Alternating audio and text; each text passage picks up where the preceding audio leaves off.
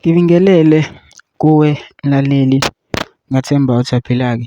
Mina ngizokucela kuwe-ke laphana-ke ukuthi-ke ungabe usamusha-ke kulo-ke leli khasi-ke leli-ke wenze okulungile-ke laphana-ke ungixhase-ke ucindezele-ke ibhathini subscribe nje, akubizi imali, kumahhala nje okhishwa nesenti-ke elimnyama-ke leli-ke kwenza ukwazi ukuthi-ke uthole nezinye-ke iy'ndaba-ke ezintsha-ke nje engizobe kulethela zona-ke kulo-ke leli khasi leli-ke kusukela-ke manje-ke. Ukuze ungaphuthi lezi ndaba ongawenza njengamanje ukuthi-ke ungabe ucindezela ibhathini u-subscribe njengamanje-ke.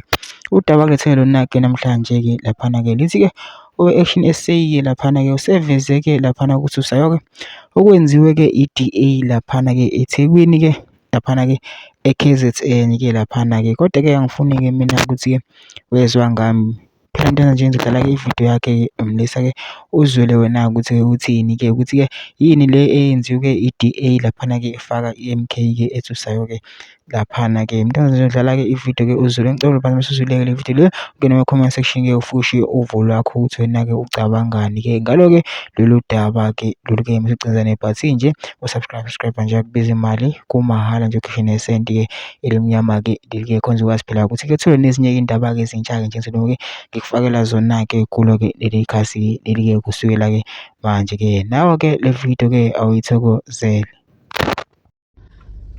You know, there's something very interesting here in Durban, Ward 35 in Umhlanga. So there's a by-election taking place on the 11th of September. So there are only 3 parties contesting. Only 3. It's Action SA, the DA and the ANC.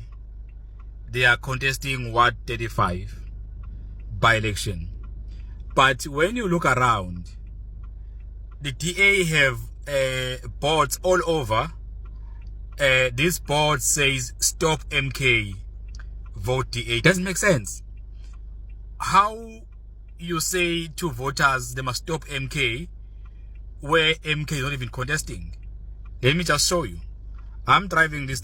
You can see here all these boards here on polls says stop MK,